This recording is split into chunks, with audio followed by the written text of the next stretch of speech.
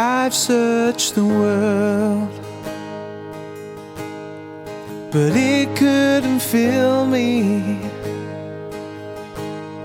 A man's empty praise and treasures that fade are never enough. Then you came along and put me back together,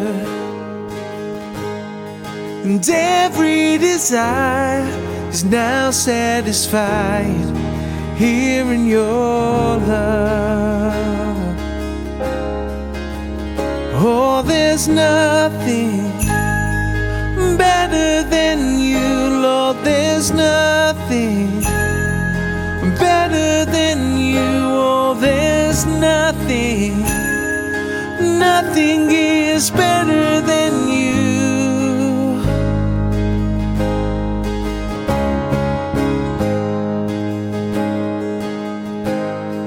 And I'm not afraid to show you my weakness, my failures and flaws. Lord, you've seen them all, and you still call me friend. 'Cause the God of the mountain is the God of the valley, and there's not a place your mercy and grace won't find me again. Oh, there's nothing better than you. There's nothing better than you, Lord. There's nothing, nothing is better than you. Oh, there's nothing better than you. There's nothing better than you, Lord. There's nothing, nothing is better than you.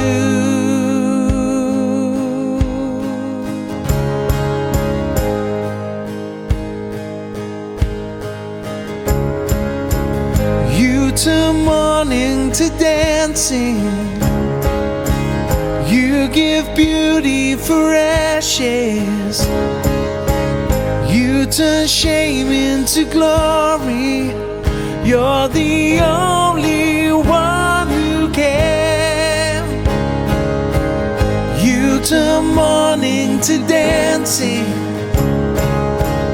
you give beauty for ashes, you turn shame into glory. You're the only one who can. You turn graves into gardens, you turn bones into armies, you turn seas into highways. You're the only one who can. Oh, you're the only one who can. And there's nothing better than you. There's nothing better than you, Lord. There's nothing, nothing is better than you. Oh, there's nothing better than you. There's nothing better than you, Lord. There's nothing, nothing is better than you.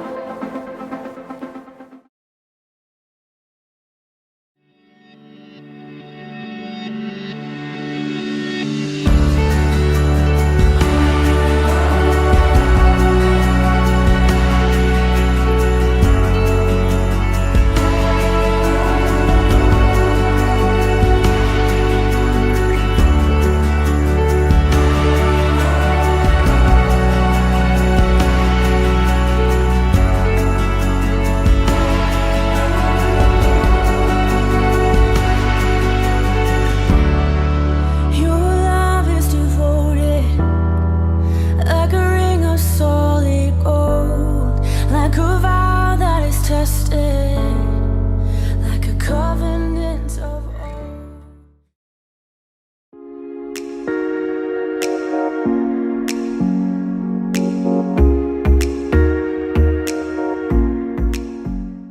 Okay, so a while back, I think it was the beginning of the first lockdown, we looked at this idea of faith already, and we saw how faith was kind of best defined as divine persuasion.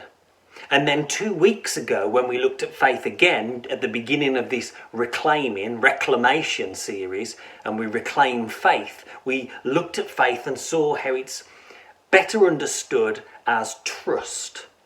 And we saw that it was less about having something or owning something or possessing faith, and it was more about what or who we place that faith or that trust in. Then last week we looked at the beautiful struggle of the Bible and the idea of story and how we can reclaim this story. And all through last week we've been seeing on social media how you've been sharing your favourite stories from this big story of the Bible, this big story that God is telling, and exactly why it is that it's your favourite, what it means to you. And how powerful and relevant and significant the story is to our lives here and now. And now, in this third and final week of this mini-series, where we've been reclaiming things in our age and our culture, and in 2021 even, today we'll be looking at reclaiming church and asking, what does church even mean? Should we even care? What's the point? See, with all these lockdowns and restrictions put in place and the guidelines and the government getting involved and saying what we can do and what we can't do, and church is open, now it's not open, and now it's open but only so many can come in and only certain people can come in, and now it's closed again, don't come in, don't come in. What is church? What's the point? So, I need us to use our imagination for a minute, if that's okay. Who here has ever been to Paris? Out there in YouTube land, if you've been to Paris, raise your hand. Perfect. And for those of you who have, has anyone visited the Notre Dame Cathedral? Now, I've been to Paris quite a few times, but I've never got round to seeing this particular cathedral. Although it was in the news a couple of years ago when it had caught fire. So if anybody remembers those news stories about how the roof and the structure of that ancient cathedral was in jeopardy, you'll have seen video footage and photos in media about this fire that's taken place. So let's all imagine that we're in Notre Dame Cathedral. I do have a picture, so if your imagination isn't that good, or if your memory of the events with the fire isn't that good either, we can take a look at this picture, and that will help us to kind of get into our brains the kind of building, the kind of structure, the kind of vibe that we're thinking about when we think about Notre Dame Cathedral. Okay, so imagine that you're in there, imagine that you're in Notre Dame Cathedral. Now, this cathedral, like most cathedrals, was designed in a way that says something bigger than itself. This wasn't just about creating a big building. Its aims, its designs, the architecture behind it was to convey or to speak out something bigger than itself. Everything that's been built by the architects and the masons and the craftspeople on that cathedral, on Notre Dame Cathedral, everything is there to point people beyond itself. The cathedral isn't the point. The cathedral points to the point. And when you walk into, not just Notre Dame Cathedral, but any cathedral really, when you walk in, it's designed to disorient you. The second you step in, what you will notice if you go into any kind of bigger, older church buildings or cathedrals, even in this country, you'll find all of a sudden it's dark. You've gone from outside in the blazing light of day into this dark area. And coming inside from that bright into that dark space forces your eyes to dilate. But as you take more steps into the building, your eyes, your attention, your focus, your whole body posture is drawn inwards and then up. That's what they say whenever you go into old church buildings, into cathedrals. Don't just scan around on eye level. What you instantly do as you go in is you look up. Your eyes are drawn upwards, and that's for a reason. All of this massive architecture and all of this design work and these years and years and years of work have gone into that very fact, getting you to look up. Getting you to think about something more than yourself. Getting you to think of something bigger than yourself. Moving you into this place of awe and wonder and transcendence. The building itself is designed in a way to act as a kind of reminder that there is always more. No matter what's going on in our lives as individuals, no matter what's going on in our lives as humans, as a species, there is more going on. More to life than just our daily stuff. Now imagine leaving that cathedral in Notre Dame and travelling south and east for about 28 hours, and you arrive in a city called Istanbul. So anyone out there in YouTube land been to Istanbul? Raise your hands. There's probably less hands gone up than the raise hands for Paris. But in Istanbul, there is another cathedral. This cathedral is called the Hagia Sophia, and it was built in the 7th century. It's been taken over now and is treated as a kind of Muslim architectural kind of monument, but its original purpose was to be built just like the cathedral in Notre Dame as a Christian cathedral. I've got a picture of that as well because we can't even imagine that one because I had to look this one up. So this is the cathedral in Istanbul, the Hagia Sophia.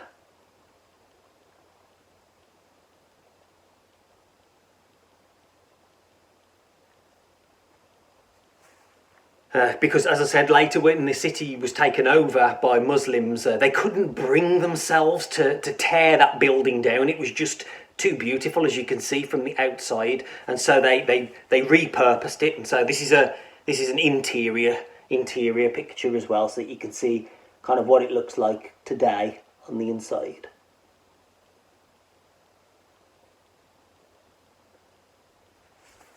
So this structure was so awesome that they had to preserve it.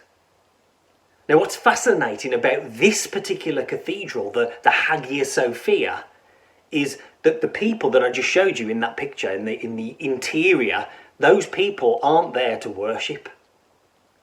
Those people are tourists. This cathedral isn't a place of worship anymore. It's not a church. It's not even something for Muslims to go to and worship. It's a museum. And thinking about these two buildings in particular, these two structures, the cathedral in Notre Dame and the cathedral in Istanbul, I want us to think about those two cathedrals kind of as images or as metaphors for the church as a whole. Because both of these originally were designed and constructed for the same purpose, but now they are very different. First, we have the Notre Dame Cathedral. This is the idea that because it has this ability to draw out of you this idea of more, this idea of bigger than yourself, it brings this idea of transcendent peace and awe and wonder, as I said. And then second, we have this Hagia Sophia Cathedral. And it has developed into something that it was never meant to be. It has become a static building, a museum. I think that we can draw parallels between that and how a lot of the church is in the West today as well. And what was once this time and this place and this space where people had these monumental, epic encounters with God and with each other have now become nothing more than something that you simply buy a ticket for and walk your way through and hope that there's a decent cafe and a gift shop at the end.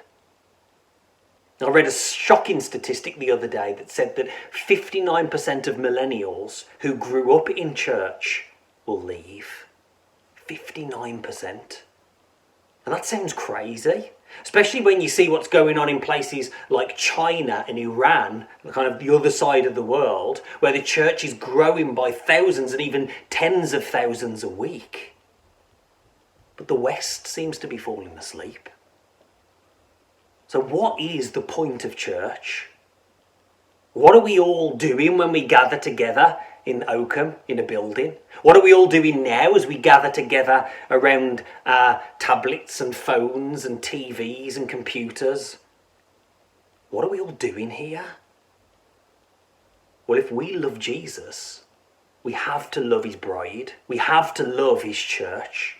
If we claim to love Jesus, then we need to love his people too. Because when you surrender to the love of Jesus, you receive the church. See, we're not saved as individuals so that we can be rescued as individuals when we die. No.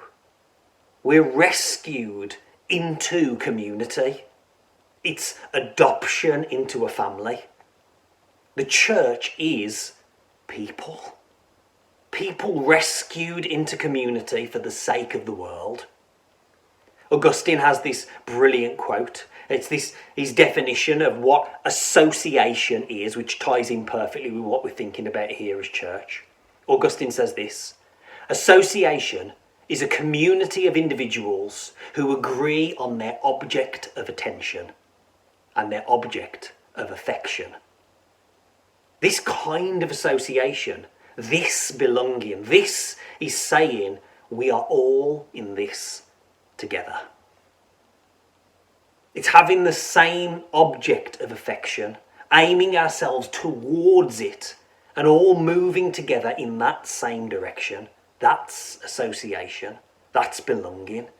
That's church.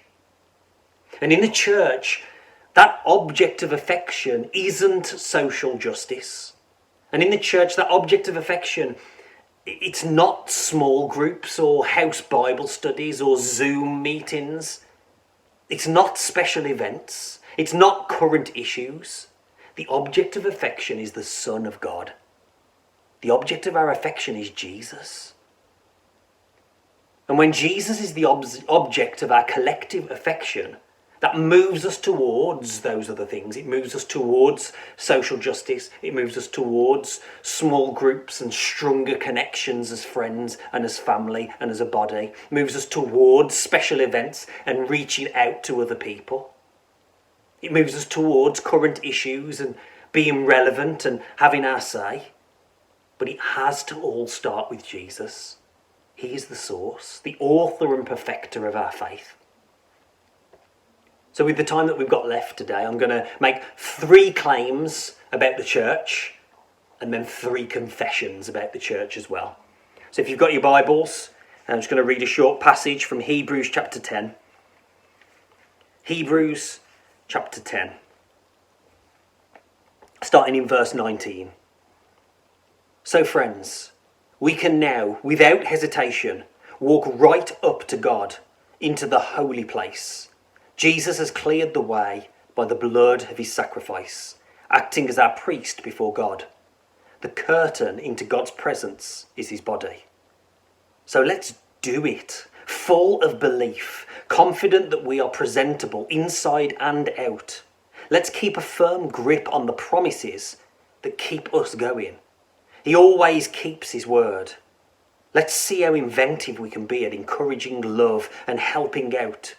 Not avoiding worshipping together as some do, but spurring each other on, especially as we see the big day approaching. It's that bit I want us to focus on. Let's see how inventive we can be in encouraging love and helping out. Not avoiding worshipping together as some do, but spurring each other on. So at some point, the reason for this letter, at some point it actually became a habit not to meet up. It became a habit to do the opposite of gathering. It became a habit to be the opposite of church. Why does the writer of Hebrews put this in? Why does she even care? Well, here's our first claim today. Church as people. A lot of the time we see or we even treat the church as a thing, an entity, an institution. So we say, I'm not going to that place. The church hurt me. Or religion has done something in me in the past. It has abused me. It has been misused. It has been used as a weapon against me. And I can't go back there. I've been hurt too much by the church. And that's simply not true. The church isn't a thing. Church is people. So that's this claim. That's claim one. Here's confession one. As church, we fail when we replace people with programs. Sometimes I think we've somewhere along the way lost the humanity of church. We swapped wonder for control. See, Jesus didn't write a book. There's no how-to manual. Instead, Jesus simply left a community. And that's kind of weird if you think about it. If you read through the Gospels and see that this is Jesus' plan, he doesn't leave us this instructional manual. He doesn't leave us this book, this model for us to carry on doing. He just leaves this community. That's weird. See, who would leave their reputation in somebody else's hands? But that's exactly what God does. We are stewards of God's name. Church is people. And the best resource in the church isn't our social media accounts. It's not a stage and a band and the lights. It's not the kids' church teaching. It's not even the quality fair trade coffee that we serve. No. The best resource in the church is the Spirit working in you and through you. You are the best resource that the church today has. C.S. Lewis said something like this. When we come together as church, it's not that one Christian comes together with another Christian and we get 2 times as much Christian. No. One Christian comes together with another Christian and you get like 16 times as much Christian. So here's the second claim. Church is people who announce an arrival. An arrival of kingdom. So this is saying that the church is kind of like a prophet. That the church has something to say to the world. That the church has words to speak into our here and now. Now, in the Roman Empire, whenever there was a victory in battle or a significant political event, Rome would send out riders on horses out into every direction away from where something had happened to be able to announce to as many people as possible about the news, to announce the victory in battle, to announce the new emperor, to announce whatever that news was. Get it out to as many people as possible, as quickly as possible. To proclaim something that had happened that would change the way that the world had worked, to spread good news. And the early church leaders and the biblical New Testament authors subverted and kind of stole this idea, this evangelion, where we get evangelism and evangelical and evangelize and all these other words, was stolen from this idea from the Roman Empire, this imagery. And they said that the church should be just like those riders, going out in every direction to spread this good news. Whether that's in your street, whether it's where you work, whether it's in your school, whether it's in that socially distanced queue at the coffee shop, wherever. We go and we announce that something, or more realistically, someone has changed the world. It's not an announcement that something will happen, but that something from the future has come and invaded into our present. And now all things are possible. And now all things are new. That the kingdom is here. So that was claim number 2. Here's confession number 2. When it comes to the image of God, the bride, the body of Christ, the early church started us off so well. Read in Acts and you see how this snowball begins to roll and get bigger and bigger. This ball gets going and there is momentum here, bringing unity and belonging and generosity and love and this real sense of togetherness that made the rest of the world sit up and pay attention. But today, whether it's because we've become too cynical, whether we're just apathetic, whether we've become afraid, whether we've been beat down too many times in the past, but the church, for one reason or another, when it comes to the image of God, seems very quiet today. Silent even. As a church, as Christ's body, we need to be better at acting like it. Instead of being known for who or what we're against, we need to be known for who and what we are for. Instead of demonizing or dehumanizing the other, those over there, those people on the other side of the road, those people in that other church, we need to see them as a person and rehumanize them. And not just that, but move towards them in compassion and love. Yes, there'll be things that we disagree on. Yes, there'll be things that we clash about. But there's something that is more important than fighting with each other. And that's loving each other. Offering dignity. Sharing a table and a meal. You see, too often today, church is about us or them. And we need to get back to God's original idea, which is us for them. There's a famous Martin Luther King speech, not the I Have a Dream that everyone's heard, but another speech where he longs for a day when no one will shout white power. And when he says that, you automatically think that he's going to kind of jump on this bandwagon of Malcolm X and say, now is the time for black power. But he doesn't do that. Because he also longs for a time when no one shouts black power. And that he longs for the time when everyone will shout God's power. See, who unites us is so much greater than what divides us. So here's our final claim, claim number 3. Church is a priest. Now, as the 21st kind of Protestant Christians, we tend to struggle with the priest word. When you read about it, when you think about it, it's either old and unnecessary, like the Old Covenant Judaism, or it's something to do with robes and bells and smells and Catholics. And I think that there's some reclaiming that we need to do here. But priest is actually about working for measurable change for the oppressed. And I think that's something that we can all get on board with. It's the mediator. And that's the church's job. To look here and now and see God's desire for the world and the kingdom vision, and to look here in the world and see the world how it is, and the people that are hurting and the broken and the powerlessness and everybody being out of control and not knowing what's up and down, and then us standing in between those two. Standing between the here of the church and the kingdom promise and the here of the world that we find ourselves in, and us standing in the gap, bridging those two realities. And here's our third and final confession.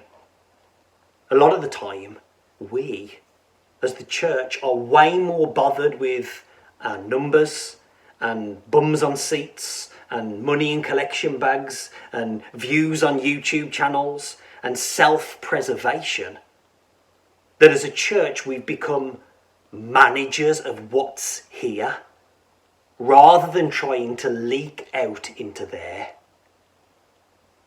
In the church there's these weird postures. One is antagonistic, us against the world mentality, when it looks like the church doesn't like the world that she's in and doesn't like the earth that she finds herself in, and can't wait till that one day just finally up and leave. But then there's another posture where the church is identical to the world, where she's got no distinction, she's got no difference, no separation from the world, where it's hard to see where she ends and where the world begins. And both of those are no good. We need to not be an antagonistic church, and we need to not be an identical church. The church needs to be for the world, because that's when we're smoking what God's selling. That's when we're picking up what God is laying down. That's when the bride is truly beautiful. Friends, it is time to reclaim the bride. It is time to reclaim the body. It's time to reclaim church. Grace and peace.